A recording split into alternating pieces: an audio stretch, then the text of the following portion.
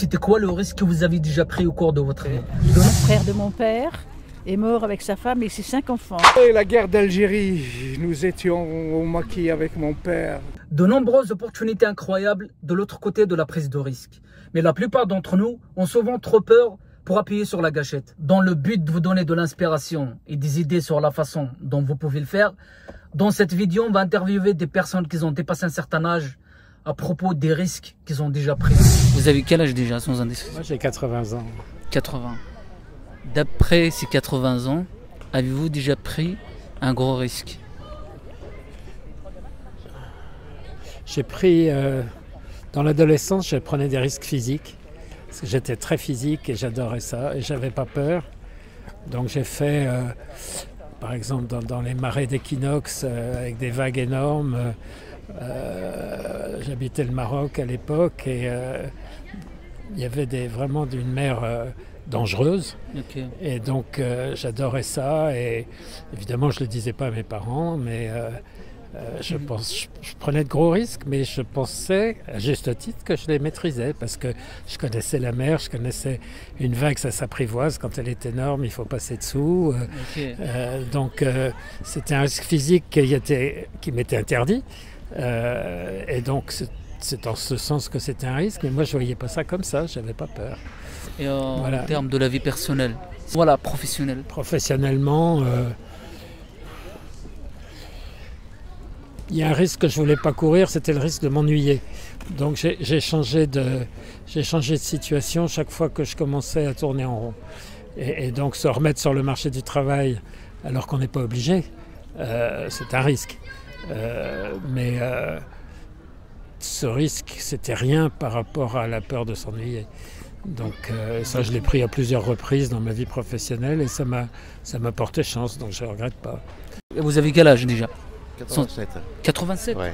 On dirait pas. Non, c'est vrai. Moi, je vous ai donné 70 ans, monsieur. Voilà. Ah oui, c'est ça, d'accord. Bah écoutez, tant mieux. Ça prouve que je fais pas mon âge, quoi. Je ne fais pas mon âge. Ça, c'est vrai, tout le monde le dit. C'est une question de visage, il n'y a pas beaucoup de rides. Oui. Oui, c'est ça. J'ai un gros problème de santé, précisément. Ah ouais? Ah oui, qui date d'il y a quelques années. J'ai une insuffisance rénale. Ok. Voilà, donc ça, c'est pas mortel à condition d'être soigné. Hein. À votre âge, on mange quoi? C'est quoi la nourriture qu'on mange? Tout. Pourquoi est-ce qu'on aurait... Bah, selon les préférences. Ok. Mais sinon, moi, je mange de tout. Hein, tout ce qui est dans mon assiette. Oui, je sais, mais vous faites attention, non? Non. Ok. Non, je fais pas attention parce qu'à partir du moment où on commence à faire attention, on peut plus rien manger. Non, moralement, c'est pas bon. Il faut manger raisonnablement de tout s'il n'y a pas une contre-indication médicale ou autre sur un produit alimentaire. Ensuite, j'ai pris un risque, c'est de refaire une famille à 50 ans. Et je me suis... Et à 80 ans, j'ai encore 2 enfants chez moi qui ont 20 ans. J'ai eu 5 enfants. Et donc ça, c'est un risque incontestable parce que à l'âge où on commence à se dire qu'on a beaucoup travaillé, qu'on a encore une dizaine d'années à travailler, mais que les enfants vont bientôt partir, qu'on va pouvoir mener une vie plus simple, plus facile. Moi, j'ai fait le contraire. Okay. J'ai refondé une famille à 50 ans et ça, effectivement, c'était un gros risque personnel, affectif, etc. Et voilà. C'est quoi le conseil que pourriez-vous leur donner à un jeune aujourd'hui qui a peur de prendre des risques pour changer sa situation ou quoi que ce soit? Avant que vous formuliez votre question, finalement, ma réponse était n'ayez pas peur. c'est parce que on n'est pas obligé d'avoir confiance en soi, on n'a jamais vraiment confiance en soi. Donc c'est pas la peine de tourner en rond avec ça, de se chercher des défauts ou je sais pas quoi. Ce qui est important, c'est de ne pas avoir peur. Ouais. Et donc de ne pas anticiper des échecs éventuels, etc. Donc il ne faut pas confondre ne pas avoir confiance en soi et ne pas avoir peur. C'est parce qu'on n'a jamais confiance en soi, ou alors on est un idiot. Si on a complètement confiance, bon, ça veut rien dire. En revanche, ne pas avoir peur, ça c'est une vraie chose. Okay. Voilà. Merci beaucoup, monsieur. C'était trop vraiment enrichissant. Vous avez quel âge, madame? 89. Ok. Et Donc, c'est quoi je suis née avant la guerre. avant la guerre? La deuxième, hein, pas la première guerre quand même. Ok. Hein. Et c'est quoi le plus grand risque que vous avez pris dans votre vie? J'ai habité dans une maison qui était tout près d'une gare qui a été bombardée. Ça a été les bombardements, après ça a été les restrictions, les tickets pour aller acheter de quoi manger, etc. Après on a été obligé de se réfugier à la campagne, de quitter la ville. Je suis née en Vendée. Et vous avez quel âge pendant cette période? Eh ben, je suis née en 35. Alors vous voyez, j'avais 9-10 ans. Ah oui. Et à 9 ans, un frère de mon père est mort avec sa femme et ses 5 enfants. Et moi, à 9 ans, je n'ai pas oublié qu'être allée à un cimetière et d'avoir vu 7 tombes alignées les unes à côté des autres. Même si je n'avais que 9 ans, eh ben, maintenant, même 80 ans après, je m'en rappelle très bien.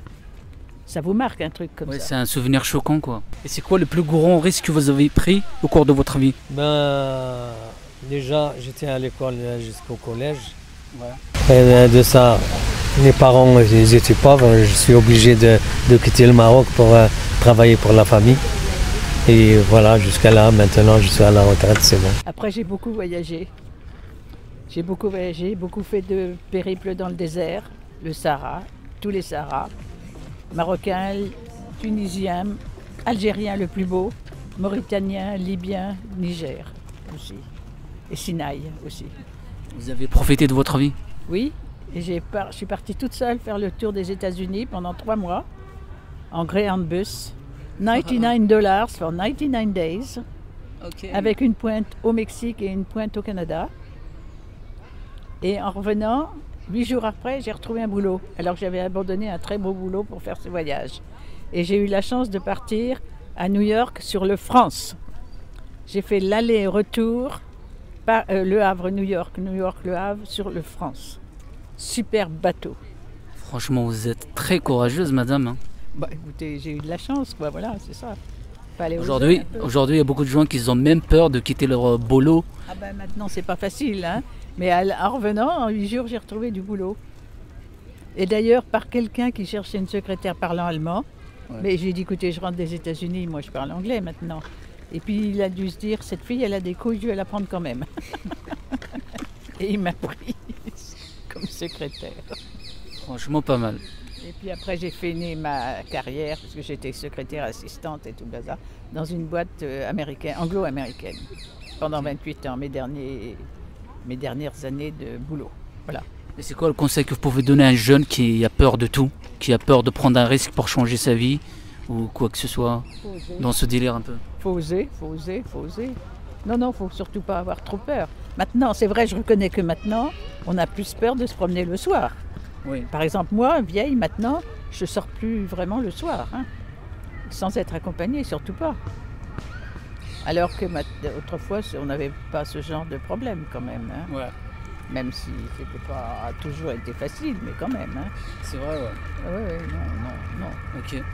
Bah, merci beaucoup. Je crois que les jeunes maintenant, en plus de ça, ils sont beaucoup plus aidés que nous avec tous les moyens d'informatique, le chat GPT, tout ça, les trucs. Hein. Moi, non. Moi, je vis au Moyen-Âge. Hein. Ah, il n'y a pas beaucoup de femmes, des personnes de votre âge qui connaissent ChatGPT. Hein. Moi, je le connais. Mais en plus de ça, moi, dans les années 80, j'avais déjà du courrier dans mon écran. Et quand je disais j'ai du courrier dans mon écran, les gens me disaient mais elle est folle, qu'est-ce qu'elle a? Moi, les mails, on les a connus, on les avait inventés dans la boîte où j'étais. On avait Internet et Telnet, on était reliés avec le monde entier. Je suis née en 39, moi. En 39? Oui, j'ai 84 ans. Ouais. Et moi, quand je suis née, c'était le début de la guerre. Mon père est parti prisonnier en Allemagne et j'ai été élevée de 39 jusqu'à 45 qui reviennent de prisonniers. J'ai été élevée par mes grands-parents chez qui où je dormais même, puisque maman, elle travaillait et elle avait son logement, mais comme elle travaillait, elle ne s'occupait pas de moi. Moi, je vivais 24 heures sur 24 chez mes grands-parents. D'après votre parcours de vie, c'est quoi le plus grand risque que vous avez pris? Ça, c'est une question, alors vraiment, dites donc, je sais pas. J'ai pas pris énormément de risques dans ma vie, hein, vous savez. J'en ai pas pris énormément. Hein.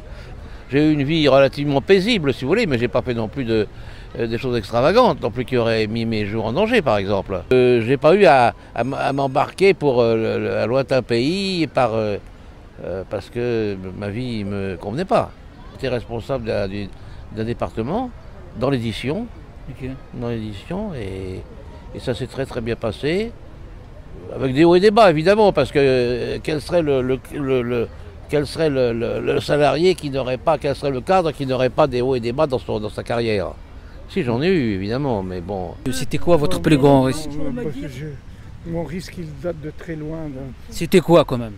Vous vous souvenez, non? Oui, la guerre d'Algérie. Nous étions au maquis avec mon père, l'opération jumelle, et on était cachés, le bombardement. Moi, je suis sorti, je courais, et puis je suis tombé dans un ravin. On m'a cherché, on m'a truc. Bon, je m'arrête là parce que ça, c'est pas facile. Les trucs, ce qui m'embête, c'est revoir des scènes que j'ai pas envie de revoir. Ah ouais. Voilà, c'est tout. Et puis, bon, l'histoire est ainsi faite. La vie, elle est comme ça, elle est en dents de scie. Hein. Elle n'est pas une ligne droite. Hein. Il y a des hauts et des bas dans la vie. Hein. C'est que les gens n'arrivent pas à comprendre. L'homme ou la femme doit se faire par elle-même. Il ne faut pas compter sur X ou Y pour se construire. On se fait soi-même. Oui, exactement. Il faut lutter. La vie est une lutte permanente. Il ne faut pas pleurer comme je vois moi les gens là, ils ne travaillent pas, ils foutent le truc, ils pensent.